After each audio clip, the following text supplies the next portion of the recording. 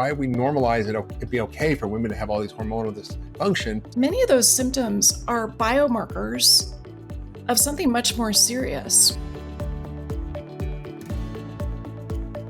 The things when I think about my patients who have all these hormonal dysregulations, the sex hormone in particular and insulin, it's even the stress hormones, it's our diet is super high in sugar and starch.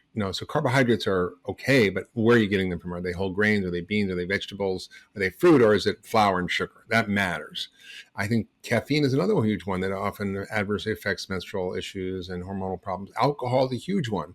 I remember reading a study years ago that showed that if you were drinking alcohol and you were taking hormones, you with Premarin, for example, you would get toxic levels of hormones in your blood that cause cancer and other problems because of the alcohol. In fact, I think another study I read was women drank 1 glass of wine a day, which is not that much.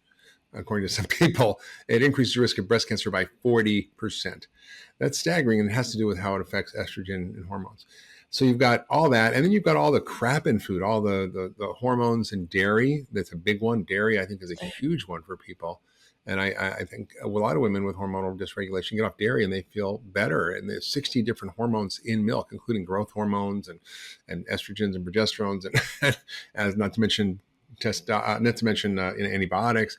So you've got all these things in our diets pretty typically that cause all these issues. And then, of course, there's all the hormone disruptors that you mentioned, the pesticides, the herbicides, all the plastics, phthalates, PCBs, dioxin, phenol, those are all flame retardants. They're in everything and everywhere, and it's hard to get rid of them. So those are all collectively causing problems. And then the stress, obviously, of how stress affects the hormone cascade, because stress is one of those hormones that connects everything together. And so you end up with this big kind of lifestyle environmental soup, not to mention the fact that only 8% get enough exercise, and sleep deprivation is massive. You add all these things together, and it's no wonder women have so many hormonal dysregulation issues. Well, that, and I would say women are more vulnerable to them. So I think in some ways, especially for women who are still cycling, but also true for women in perimenopause and menopause, that our hormones get out of whack more easily than what we see with men. And we know that from looking at, if you just look at estrogen, which is the master regulator in the female body, the primary regulator, the kind of changes that women experience during the menstrual cycle and then in perimenopause are really steep, and they're quite sudden. They're much more abrupt than we see with men in testosterone, as an example. Yeah, and I'm so glad you raised alcohol, because, I read the same data, and I think it's important to realize that the glass of wine that you're having every single night, you're treating something with it. You're treating stress. You're trying to, kind of settle your nervous system. At least that was the case for me and for many of my patients. And we know that 3 servings a week is associated with an increased risk of breast cancer. Yeah. So as you described it, it creates more of what I think of as the Homer Simpson type of estrogen molecules, the ones that we don't want. We want the benevolent type of estrogen molecules, and you're not going to get that from alcohol. No, it's true. And I think, so when you begin to look at those things, that's the first place people start with their lifestyle and diet. And I think you talk a lot about it in the book. And there's also not just what not to eat, but there's what to eat, right? So can you talk a little bit about what are the hormone balancing foods that we should be eating? Well, they're the things that help you with your hormones. So that includes making sure that you're getting healthy fat. So my recommendation for 4 weeks is to increase your healthy fat so that it's about 60 to 70% of your calories. And 60 to 70% of your calories per day. And this is for a few reasons. We know that fat is the backbone of hormones, the sex hormones, as we described. It also helps with decreasing gastric emptying. So it makes you feel fuller. It helps you with satiety. It's part of this process of nutritional ketosis where you make ketones, you feel more satisfied. But when you combine that with dialing in your carbohydrates, so what I really like for patients to do, for people who read this book to do, is to get your carbs so that it's less than 25 net carbs per day. So that's low. It's low, but it's if you're really eating carbs that are from vegetables, and you've got that fiber that comes with the vegetables, especially the cruciferous vegetables, broccoli, cauliflower, radishes. And you've also got those methylating vegetables that help you to inactivate the Homer Simpson type of estrogens. That's what really allows you to get into nutritional ketosis. And Mm, that's the protocol that's in the book. And then the yeah. remainder is protein, a moderate protein diet, about 20% of calories from protein. Yeah. That's really quite different than the American diet, which is kind of the opposite, right? It's about 60 to 7% carbohydrates that are mostly starchy refined processed foods and about 20% protein or maybe 20% 20% fat. So that's a big shift. And I think it creates a lot of changes for people. Not only will they lose weight, but they have mental clarity, more energy, they'll build muscle, they lose body fat, they'll build bone density, they'll reduce inflammation, everything gets better, right? And it's Yeah, I mean, the SAD diet gave me prediabetes. It doesn't work in terms of metabolic health. And so, the work I do is precision medicine. I think it's important for us to be thinking in terms of how to personalize diet. So, nutritional ketosis is not for everyone, but for people to try it for 4 weeks to see how sated they feel when they're producing ketones, Mhm, where they've got that mental acuity from this particular set of mhm, macronutrients, and then to see the metabolic flexibility that it creates so that you can flip back and forth based on the type of fuel available between mhm. burning glucose or carbs and burning fat, depending on what you're eating, what's available. That's what really works for people. Can you talk about this idea of metabolic flexibility? Because I think it's fascinating, and I think it's something we really don't talk much about. Yeah, metabolic flexibility, I think of like a hybrid car. Hmm. So, one of my first hybrids was a Prius, and you could flip back and forth between burning gas or Yeah, burning electricity. yeah, And the body is very similar. You can either burn carbs, which I think of like gas, or yes, you can use the electricity yeah, pathway, which is burning fat. And yes. so, of course, the fat is more renewable. We've got more of it. And so it's what's important for folks to realize is that you want to toggle the switch back and forth depending on the type of fuel that you have.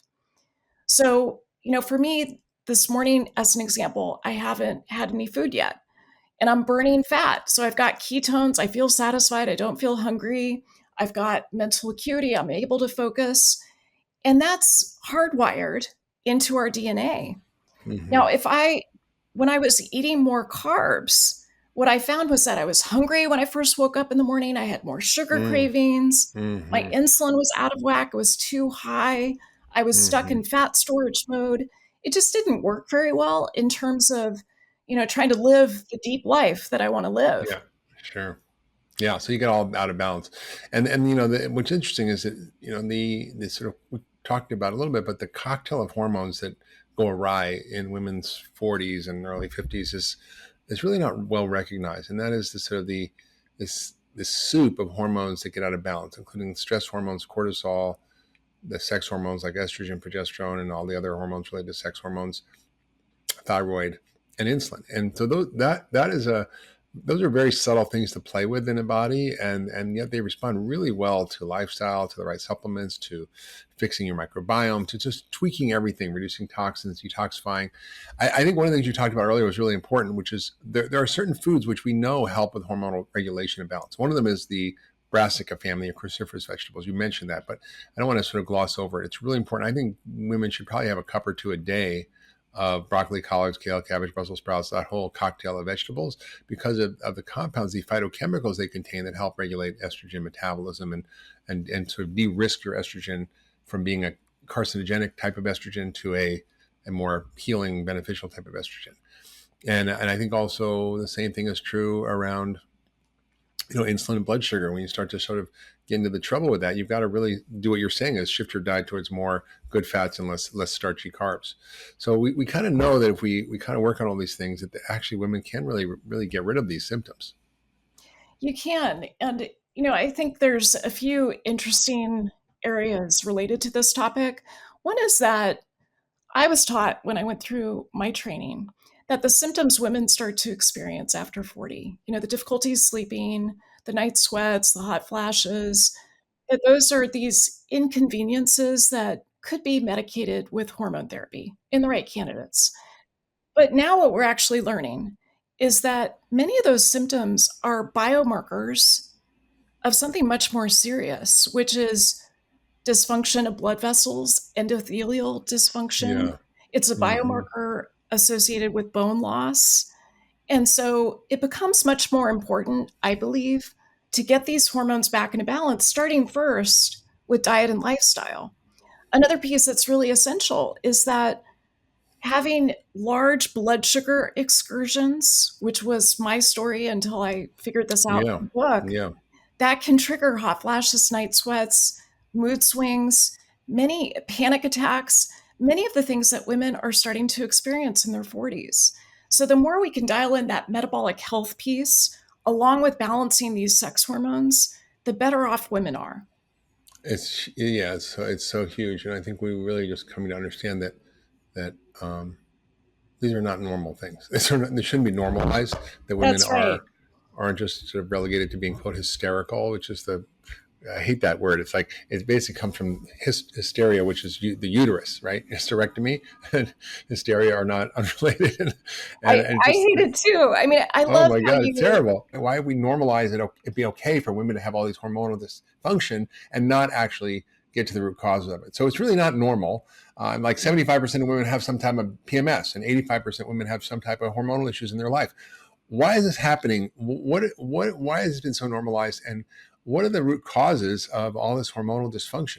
And what is it? well, I would say the days of normalizing this need to be over because women are suffering unnecessarily, as you just described. There's a lot of different hormone issues at play here. One is cortisol related to toxic stress. It can be high, low, a combination of the two. Another hormone that gets out of whack is thyroid. So, thyropause Mm-hmm. especially affects women about sevenfold more than it affects men. Mm-hmm. And that is a common cause of weight gain and hair loss and many of the things that women face. And then, as you described, estrogen and progesterone often get out of whack. That can be related to just the cycling years, the reproductive years. It can also be related to being postpartum. And then perimenopause is when a lot of this becomes a perfect storm of Yeah. many of these hormones out of whack. Insulin's another important one because so many women notice, especially after 35 or 40, that insulin's just not on their side the way that it once was. They become insulin resistant, which I think of as It's insulin. not on their side, but it goes to their tummy. That's right. It goes right to their It's not to the waist. side, but it's in the middle. Exactly, exactly. And, I think there's a few issues at play. One is the way that our world is changing. It's related to stress, it's related to unrealistic expectations, it's related to overfunctioning and trauma, which we know affects women more than men. Men are still affected, but women more so. It's related to the food that we're eating, the way that our food has changed, which you talked to so brilliantly. And it's also related to the fact that physicians are not taught about this, right? Like I Mm-mm. wasn't taught at Harvard Medical School about this. I imagine you weren't either. No. We were taught to hand over a prescription for a birth control pill or maybe hormone replacement therapy Yeah. once a woman was Exactly. perimenopausal. And that is no solution because it addresses symptoms. It does not address the root cause. Mm. That's right. And functional medicine and the perspective around functional medicine and hormones is so rich and developed and allows us to understand one root causes, but also all the variables in our life that impact our hormones and how to regulate and change those to create balance, whether it's adrenal and stress hormones, thyroid hormones, sex hormones, or insulin. And your book, Women, Food, and Hormones, really helps us to map all that out in a way that gives women a toolkit for how to fix all these problems.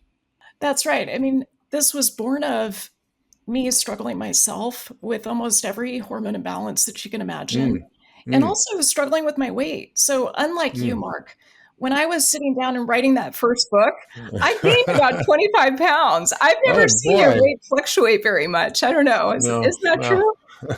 I go up and down. If I go off the reservation, like I was in Italy this summer and I was just eating like bread and pasta and drinking lots of wine, and I gained about 5 pounds in a week. So I can put it on if I go off the tracks, and I actually lost weight from being sick. But my weight can go up and down, but mostly it's pretty stable.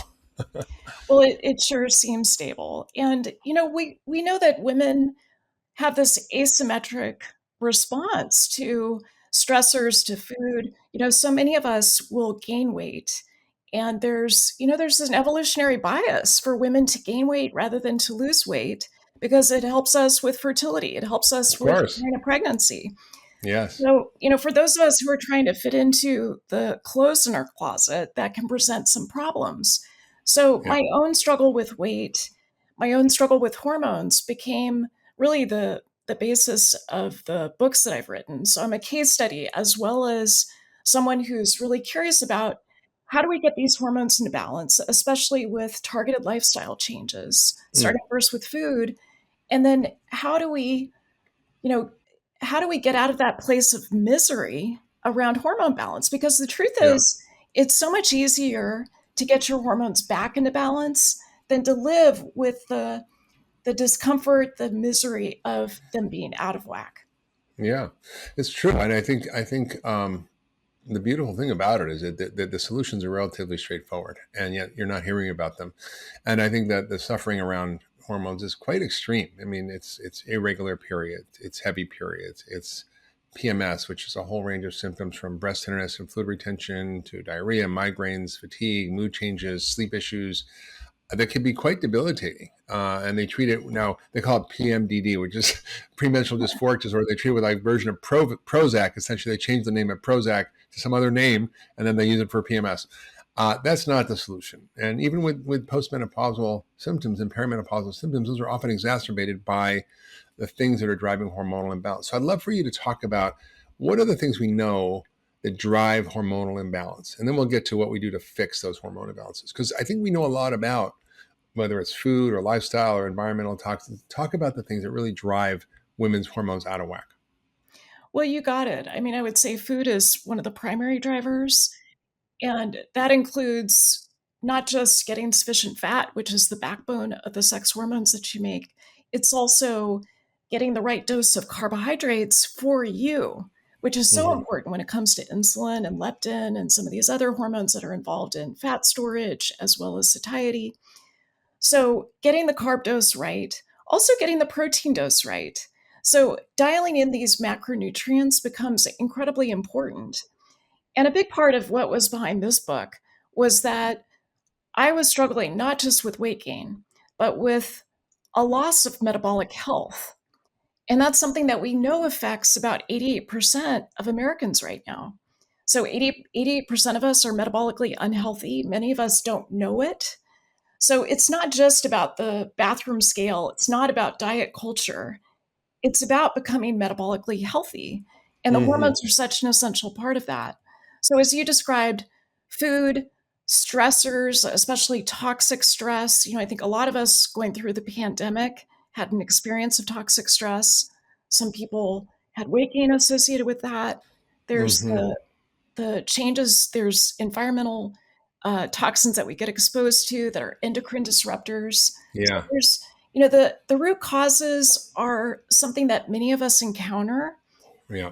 The solutions are not what mainstream medicine is really taught to Yeah. manage. You talk about how we don't want to normalize this, and what it reminds me of is that analogy of the frogs in the pot on the stove, where you very slowly turn up the heat, and the frog doesn't jump out because it's so Yeah. slow and imperceptible.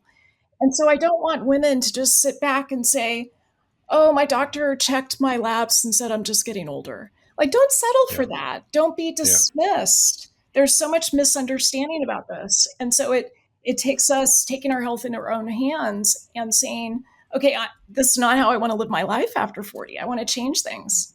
Definitely not. And then the things that we also talk about in terms of how to change things in terms of diet. So there's questions that people have about soy foods, and I think about flax seeds. And a lot of people say, "Oh, soy is bad for you. It's going to cause hormonal dysfunction, and it's an estrogen." What's your take on that? Because I think there's a lot of controversy about that.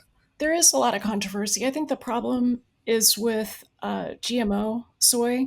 So I Mm, think that you can go overboard with even whole foods. My general feeling is that some of the benefits associated with soy, with phytoestrogens like flax, outweigh the potential risks of them. I mean, you have to be cautious about getting the dose right, but for the most part, I think having whole soy in your diet once or twice a week, having whole flax in your diet a couple times a week is very healthy for you. it's not really the whole foods that we're having a problem with Yeah. in the Yeah. US. It's those processed foods, the ultra processed foods, the foods that are genetically modified. Those are the ones that are causing problems with hormones, not really the whole foods. Same thing with goitrogens. I always get asked about, well, what about the brassica family? Is that going to slow down my thyroid? So you lightly cook them. That reduces the goitrogenic effect. I've looked at the data. I've been underwhelmed by the data really showing a significant impact on thyroid function. You get so many Yeah. benefits Yeah. from It's eating true. these foods that I think, once again, the benefits outweigh the risks.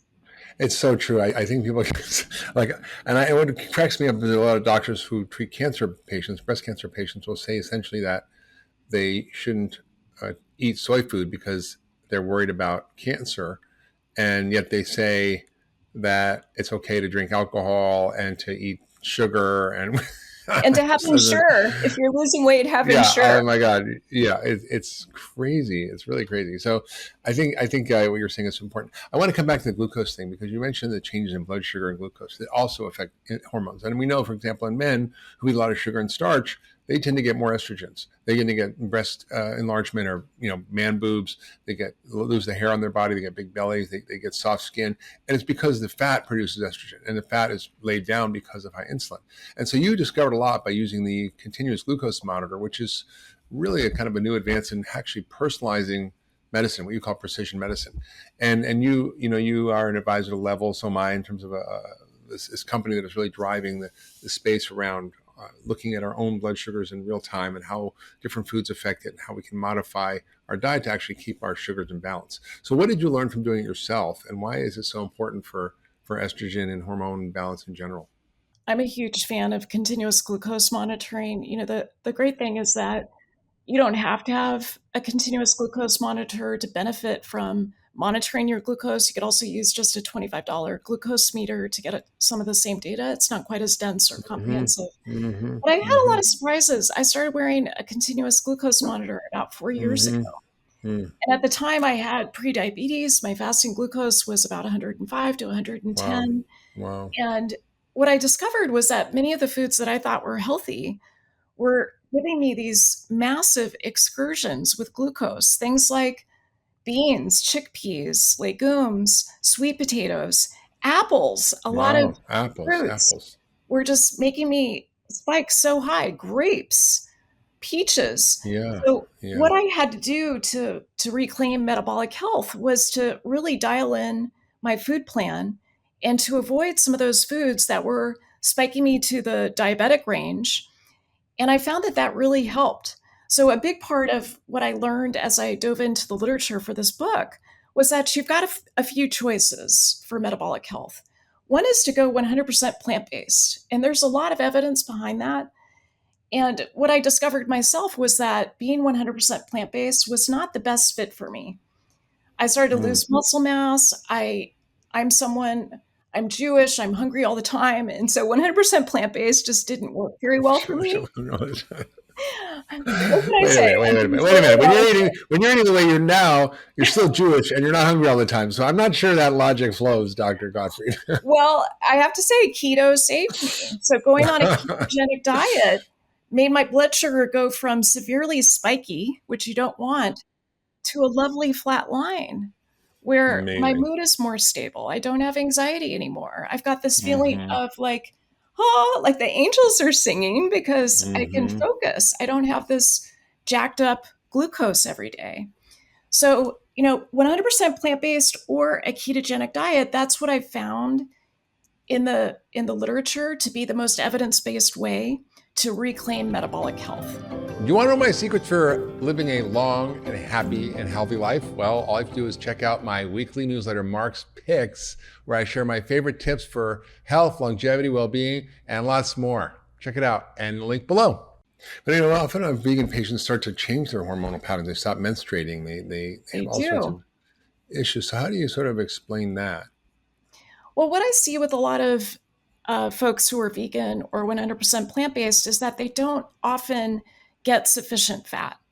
So fat is so important. We talked about how it's making the backbone of your sex hormones. Your body goes from pregnenolone, cholesterol to pregnenolone, the mother hormone of all your sex hormones. That then goes on to make a few other hormones that are so important for your health.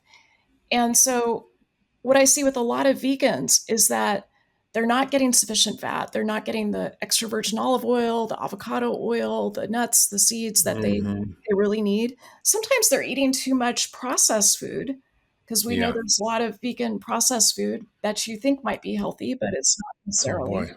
Yeah. So I think that's a really important piece to understand. And the great thing here is that you can personalize.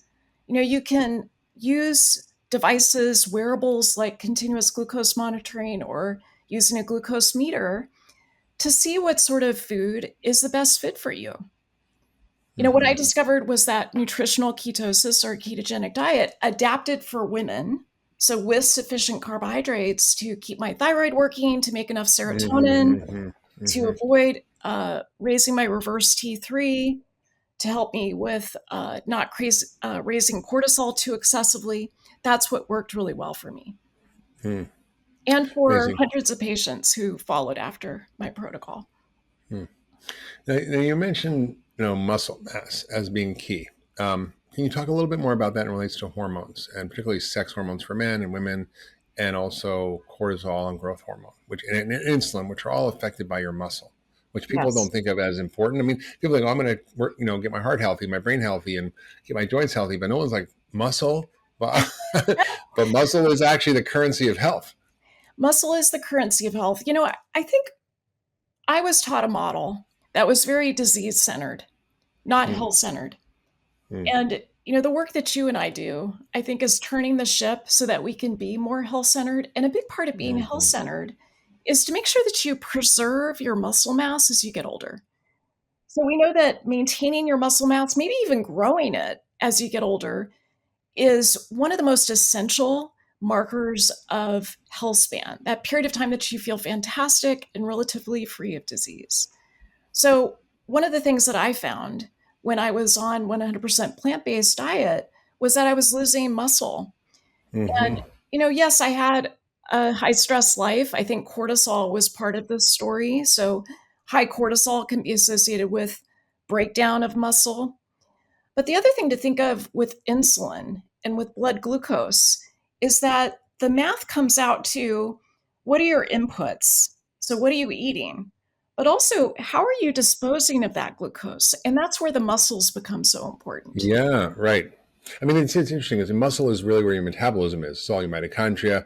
And as muscle goes down, your insulin goes up, your blood sugar goes up, your blood pressure goes up, your cholesterol goes up, your, sex hormones go down for in terms of testosterone for men, growth hormone goes down, cortisol goes up. So you get this whole soup of hormonal change that is characteristic of rapid aging.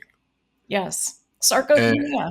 yeah, so I think it's I've come to really appreciate it more, and I always talked about exercise and strength training, but I was kind of lazy and I never did it. Well, Well, I it like being was hard in outside. medical school to put in the time, I have to say. Well, even after, I mean, even after, I like yoga, I like tennis, I like biking, I do other stuff, and was pretty good cardio. I might have them right, and yeah, yoga's good, but I actually it wasn't, and I actually started doing strength training about a year and a bit ago, and my body has completely changed. I'm going to be 62 shortly, and it's amazing to see what happens when you start to actually use your muscles as they were intended to be used. And unfortunately, we have to do strength training now because we're not living lives where we're actually active and carrying shit and moving stuff around and actually using our bodies. So we have to do it. But it's just amazing. It's made me feel better, more energy. It's helped my metabolism. It's helped my whole way of moving through space and life and the ability to do stuff and have fun. So I don't find myself declining at all. I find the opposite is happening. And, I'm planning on going skiing, helicopter skiing, which is obviously a big luxury, but I've been dreaming about it my whole life. And I'm always terrified. What can I do? It? Am I strong enough? And now I'm like, oh, I can do anything, which is pretty amazing. Well, that's such an inspiring message because the truth is, it's never too late to change the way that you move. And what you've done with strength training, what I imagine is that you probably have increased your muscle mass, your lean body mass, and Mm-hmm. that's associated with slowing down the biological clock. So it's so good for you. It's, I think of it in the service of that means you can like dance with your great grandchildren at their wedding. That's one There of you the go. things I hope for There you myself. go. And There you go. There you yeah, go. and That, to do those things that you've always sort of thought about doing, like the helicopter skiing. I mean, how fantastic to live your life in that way, yep. not sort of signing up for this slow decline that we see in so many folks. We know after age 40 that most of us are gaining 5 pounds of fat and losing 5 pounds of muscle, unless you're doing something active like Yeah. strength training. So what I talk about in the Absolutely. book is to do about 2/3 of strength training, about 1/3 cardio. I think that combination is probably the most proven when it comes to cardiometabolic health. So true. So Sarah, your book is so important this time because, I think more than ever, we're seeing this epidemic of hormonal dysfunction, including insulin, blood sugar, as well as the sex hormones, cortisol, thyroid hormones. And you talk about it so well in your book. Hey, YouTube, if you like this video, you're going to love the next one.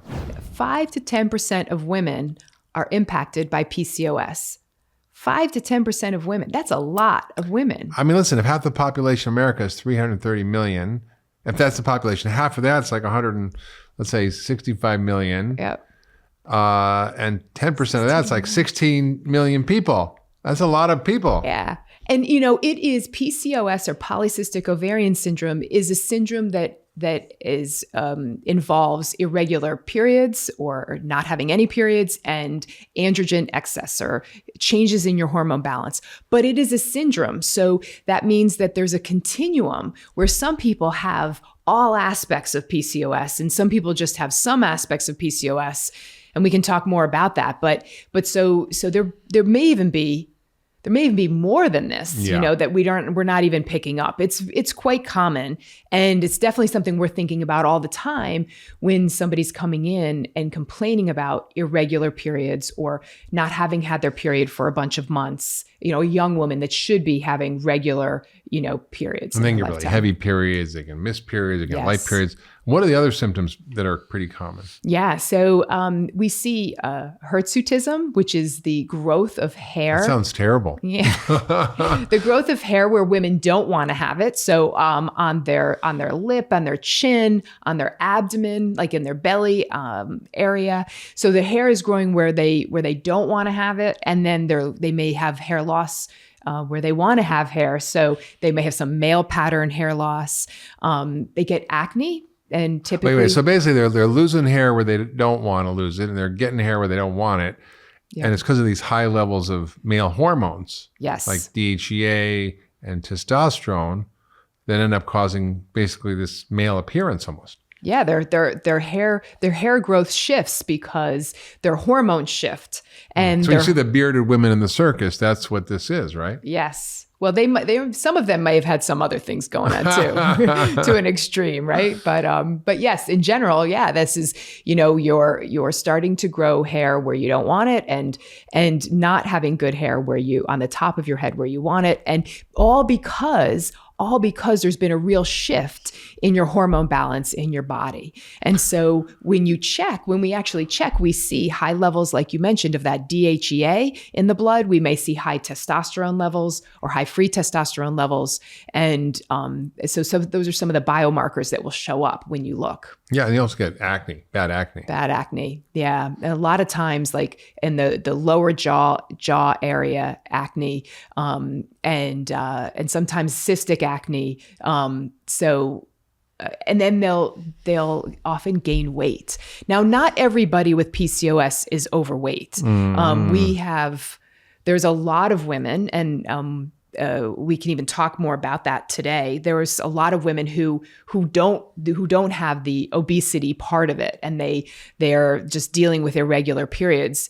But for a good portion of women with PCOS, they gain weight because of the high levels of insulin that are going on. So, if they have high levels of insulin floating around, so with PCOS, typically there is high levels of insulin. And we've talked about insulin so many times on this podcast, and you've talked about it many times, but that insulin is that hormone that helps us balance our blood sugar. So you eat a meal, the body makes insulin. That insulin tells your body to take your food and get it into your muscles so it can be used for energy.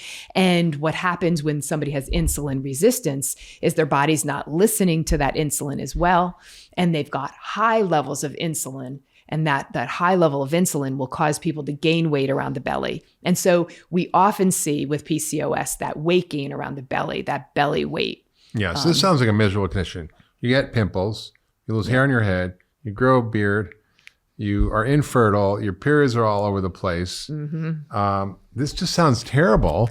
And traditional medicine has very kind of weird approach to it, because the way I think about it is that it's called polycystic ovarian syndrome, which makes people think it's a gynecological problem, but it's actually a dietary problem. Right. Right?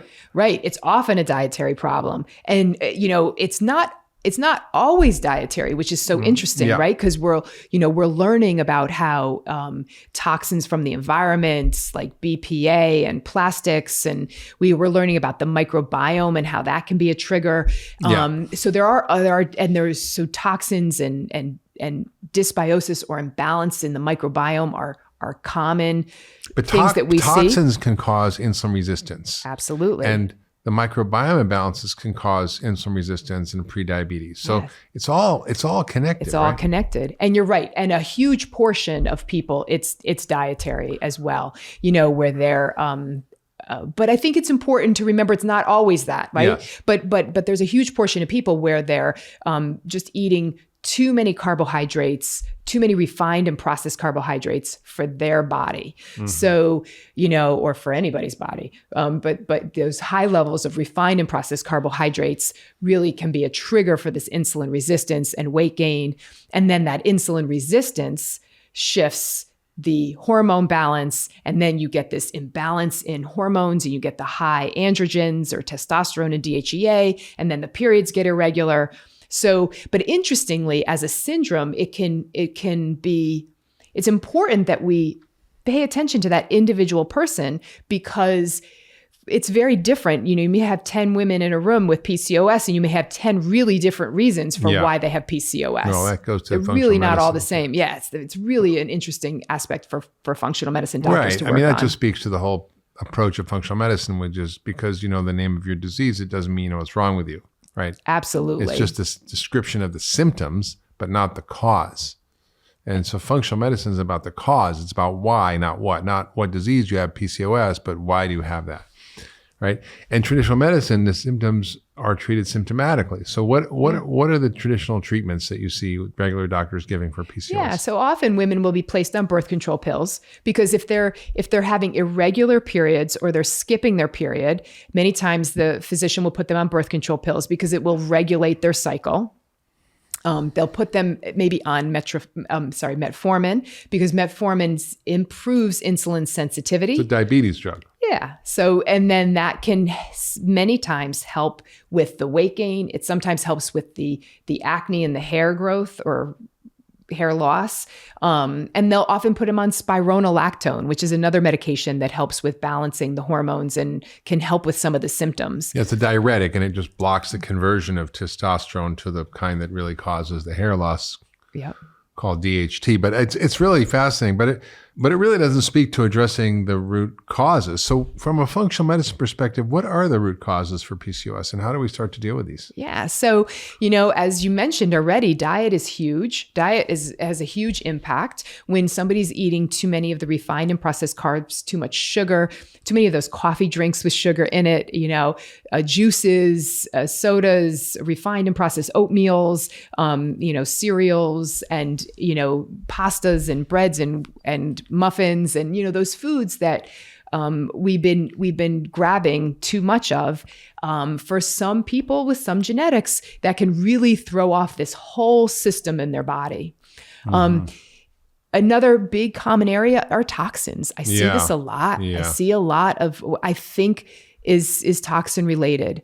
We know genetics plays a huge role here. We also know that what women are exposed to as a fetus, when what has happening to their mom is really when their mom's pregnant with them, that really impacts their hormone balance and their metabolism later in life. So what the mom's eating, yes, she's at Dunkin' Donuts all day and what's fascinating with eating the frappa mocha latte lattes, all day long with more sugar than 3 cans of Coke. I mean, yeah, people don't realize that. Yeah. So when they're pregnant with their baby, it's really important that they're paying attention to what they're eating, because if they're gaining too much weight or eating too many refined carbs or not gaining enough weight, it's kind of interesting. So if they're not gaining enough weight, or they're gaining way too much weight, or they're eating too many refined and processed carbs and sugars, that really throws off the fetus, that baby's metabolism. And so,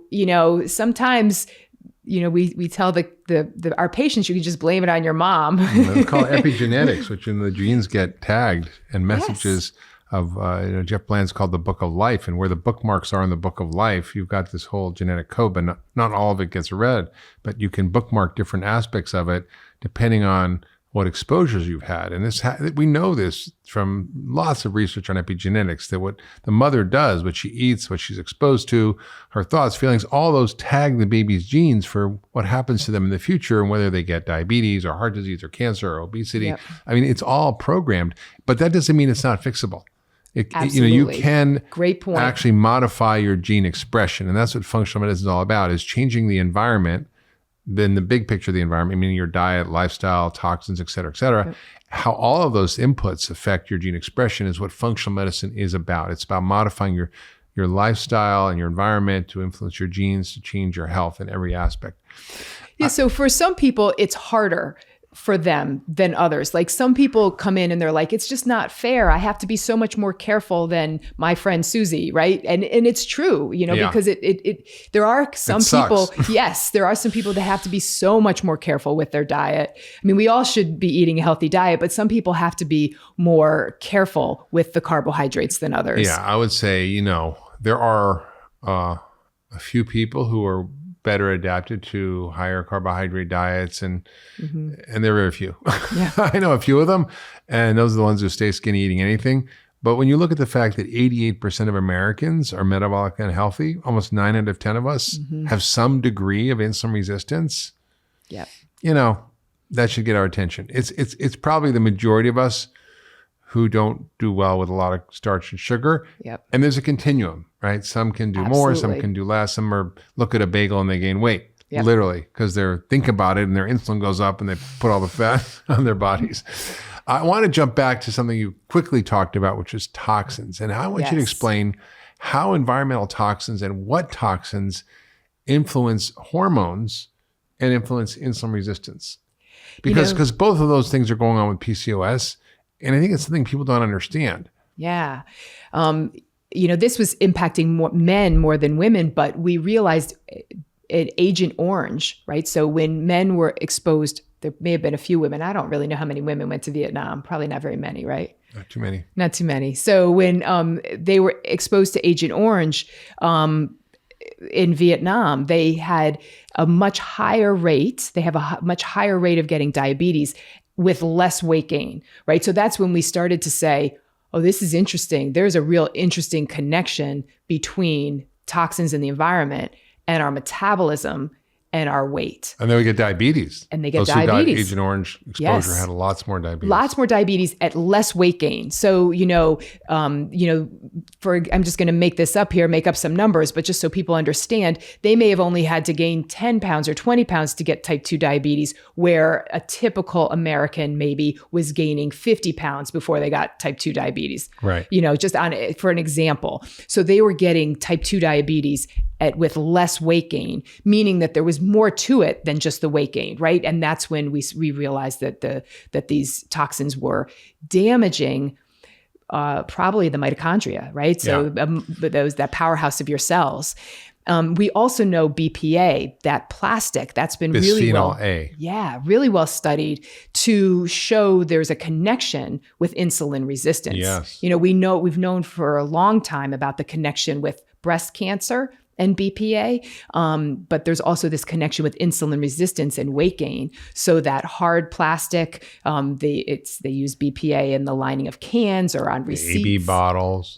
I know, right? Yeah, when you get your credit card receipt, your gas station receipt, the people say, "Do you want your receipt?" I'm like, "No, thanks." Right. I'm like, "You take it," because I don't want to constantly expose myself. It gets absorbed through the skin. Yeah. Yeah. So, we realized that this toxin caused weight gain, insulin resistance, and I'm sure there's a lot of other toxins that we haven't even, figured out yet that are really influencing. Well, pretty much all the petrochemical toxins, all the plastics and all the fossil fuel derived toxins are endocrine disruptors. And I read way back when we were at Canyon Ranch, I read a book called Our Stolen Future by Theo Colburn, which was about the ways in which these environmental toxins were disrupting reproductive health of animals and humans. And I was like, oh my God. And so what's going on is that these are not just one exposure. So you're not just exposed to BPA. Yep. You're exposed to literally hundreds of these in our daily life through our modern living. And there are ways to reduce it. And I think the Environmental Working Group has a great resource for finding out what household products, skincare products, cleaning products, are food products that you can eat that are not going to be full of these chemicals. And you just go to ewg.org. So that's important. Hey, everybody, it's Dr. Hyman. Thanks for tuning into the Doctor's Pharmacy. I hope you're loving this podcast. It's one of my favorite things to do, and introducing you all the experts that I know and I love and that I've learned so much from. And I want to tell you about something else I'm doing, which is called Mark's Picks. It's my weekly newsletter. And in it, I share my favorite stuff, from foods to supplements to gadgets to tools to enhance your health. It's all the cool stuff that I use and that my team uses to optimize and enhance our health. And I'd love you to sign up for the weekly newsletter. I'll only send it to you once a week on Fridays. Nothing else, I promise.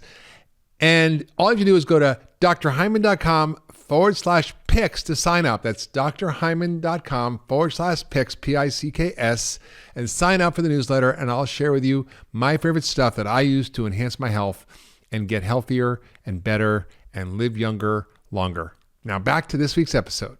So let's talk now about the gut, because most people don't really think that your hormones are connected to your gut microbiome, but it's incredibly connected. Fascinating. It's so fascinating, but they've shown that there's certain types of molecules from the gram-negative bacteria in our gut. So if the microbiome, if all of those trillions of bacteria are out of balance and there's an overgrowth of some unhealthy bacteria in our gut, that they have these gram-negative bacteria have something on them called LPS, or lipopolysaccharides, that these things can then, these components can get into the body. And they've shown that this can trigger this insulin resistance in our body, so that people, when they have higher levels of these abnormal bacteria, will have more insulin resistance. That's absolutely right. So, we there's a name for this. We call it metabolic endotoxemia, which is a fancy way of saying that the poison crap in your gut leaks into your bloodstream and your immune system goes, and starts creating an inflammatory response, which then affects your insulin sensitivity. So anything that causes inflammation, right? Anything, stress, bad food, toxins, infections, microbiome nastiness, all that can drive inflammation that can cause insulin resistance. Yes. So you don't have to even be eating sugar, right? But if your gut's a mess for various reasons, then you have to fix the gut. And also, there's a lot of effect on insulin resistance, but there's also other effects in the gut around the kind of bacteria that are there and how they affect your metabolic processing of estrogens and other hormones. So it's really important to eat the right kinds of fiber and the right kinds of foods and to feed your microbiome and your inner garden. So we've talked about a lot of things. We've talked about diet. We've talked about stress. We've talked about environmental toxins. We've talked about the gut microbiome. All these things play a role. And so the job of a functional medicine doctor is to dig down and figure these things out. So how do we begin to assess these? And I want you to share a little bit about some cases, but how do we assess? Because it seems like a lot of stuff that you go to the endocrinologist or the gynecologist, they're not like looking at your poop. They're not measuring your toxin levels. They're not looking necessarily at insulin resistance very well.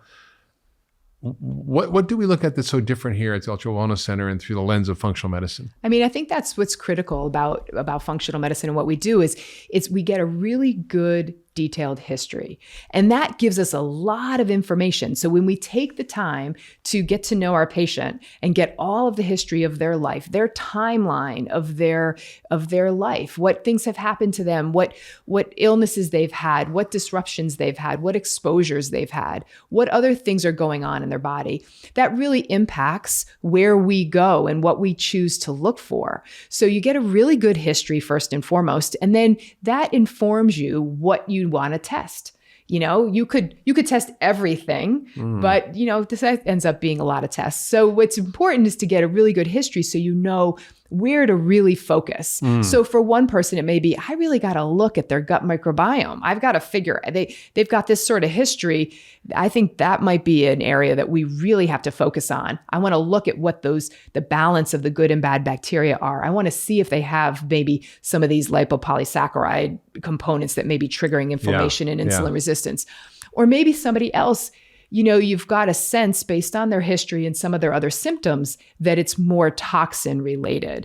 Or somebody else, it may be, more lifestyle related. And you've got to just really focus more on breaking that cycle of craving those carbohydrates. Because what happens for a lot of people is it becomes a vicious cycle.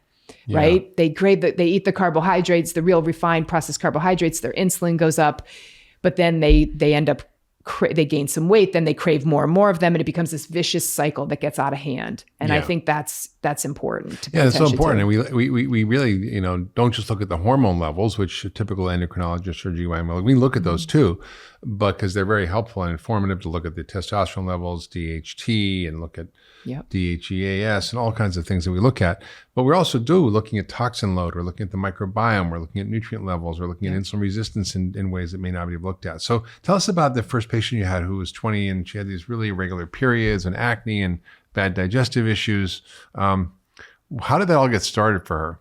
Right. So she was 20 when she came to see me, and she was frustrated with her she was frustrated with her acne. She was frustrated with her digestion, and her periods were kind of all over the place. She had a lot of ear infections as a child. So she was put on antibiotics and then ended up getting a lot of recurrent ear infections and more antibiotics and more antibiotics. And so I think that really just set the stage for her microbiome to be out of balance. And then when she started having her period when she was 14, it never was regular. So from day one, she had an irregular cycle. So always, 1 month it'd be 6 weeks, and then 2 or 3 weeks, and then she'd skip a month, and then, she'd be 8 weeks between periods. So always irregular.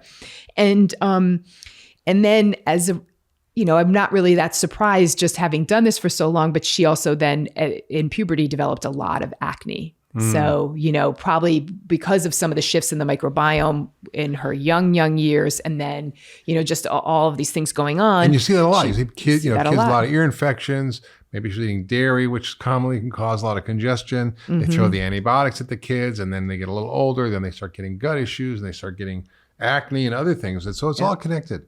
Yeah. So what we did is, because of her digestive issues and her acne and her irregular periods, I said, I'm really curious about her digestive system. I really wonder what's going on in there. And, could this be the driver of her insulin resistance? And so we did a test that looks at antibodies against different components in the digestive system. And one of the things it looks at are these lipopolysaccharides, which are on these gram-negative bacteria, which as we talked about, has been shown to trigger these are bacterial toxins, essentially. Yep, the insulin resistance. And when we did that test on her, she had really high levels, which means that her levels were high enough to get into the body to trigger these antibody levels to occur. So we also did a stool test. In the stool test, it showed that she had an imbalance. She didn't have enough of the good bacteria. She had an overgrowth of some unwanted bacteria. So she had this dysbiosis. And so I said, you know what? This is where we've got to start. This is where we got to focus to help both your skin, well, actually all your skin, your digestive system, and your cycles, your periods. We did see when we did hormone testing that she had signs of PCOS. She had some high level of DHEA, and her testosterone was a little bit high, and her her LH FSH ratio was off. So we did see some signs on hormone testing that she had some PCOS going on. So Liz, when you treated her, you also took her off dairy. Yes. And I want you to talk a little bit about why dairy is bad, both for hormones and insulin resistance and acne, because she had all these problems. Yeah. So, as you can imagine, dairy products, both milk and cheese and dairy products coming from a cow, are full of hormones.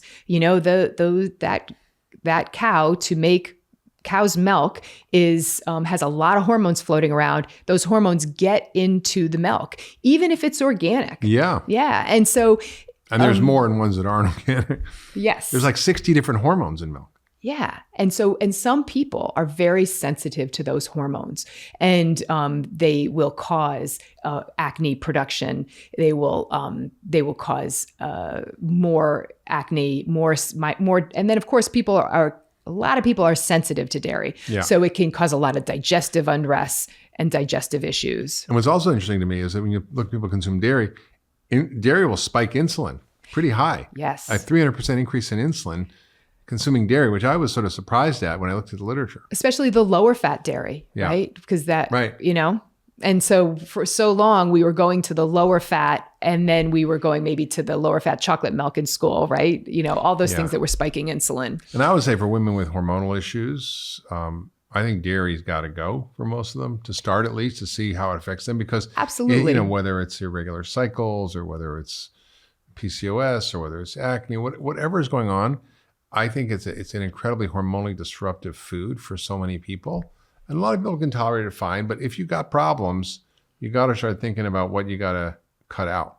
And I think what is really helpful a lot of times at the beginning, when you have a lot of things going on and you're not sure how food's impacting you, sometimes to do a full elimination of a food or a group of foods is really helpful, because it gives you a lot of feedback. So sometimes if you just sort of cut down, you don't really go, I'm not really eating much dairy. And I get that all the time. I just have cheese after dinner. No, I agree. It's like, it's hard for people to understand that, a little bit can do a lot of damage. And the way I explain it to people is, think about like a peanut allergy. Mm-hmm. Sometimes if you're like just exposed to peanut dust, you can get an anaphylactic reaction, right? That's how powerful your immune system, it responds to microscopic doses. Yeah. Right.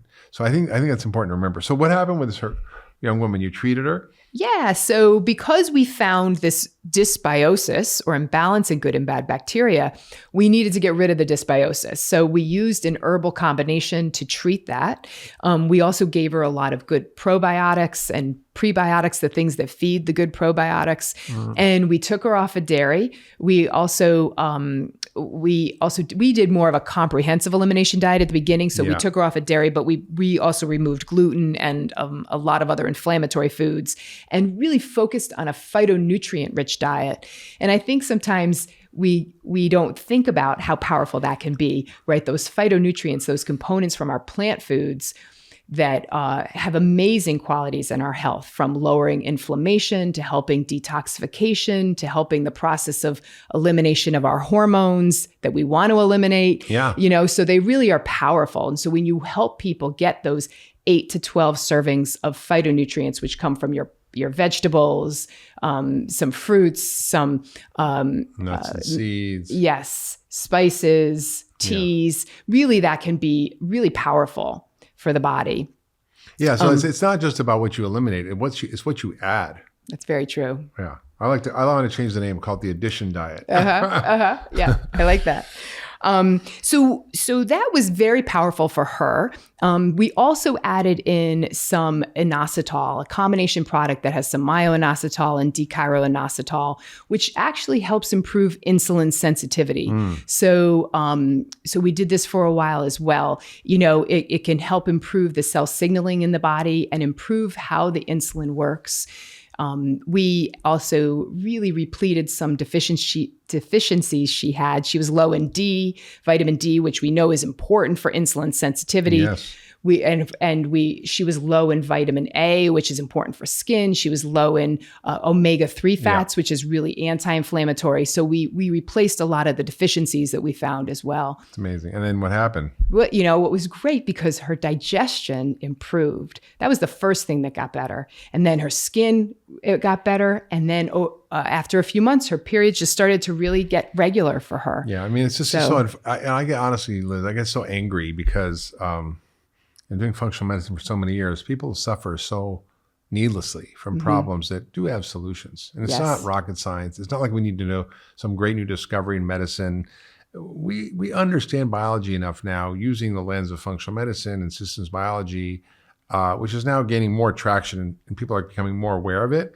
But it's just so disheartening to me that it takes so long for people to get access. And I think I want to just sort of end with a case, a short case study that you had of a woman who had infertility. Yes. Because this is a problem that affects 1 in 7 women. We've covered it before on the podcast, but I think I want to dig into this particular cause because it is one of the most common causes and also easily remedied. And I can't tell you how many women that I've treated personally, I know sure you have, who have this problem and you fix it and then they get pregnant. Oh, yes, we see it all the time. It's phenomenal. So this woman was 34 and she came to see me because she was trying to get pregnant and she had been trying for 4+ years, I think, and had not gotten pregnant yet. And her periods were really irregular. And, she was 34, so she was getting closer to that age where she was getting really concerned about the fact that she hadn't gotten pregnant yet.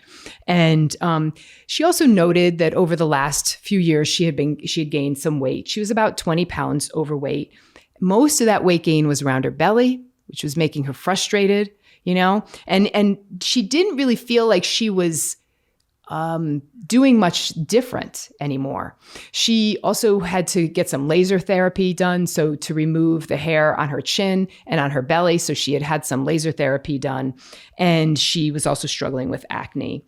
She was on birth control pills from the age of 17 to 29 to really regulate her period. But when I hate that.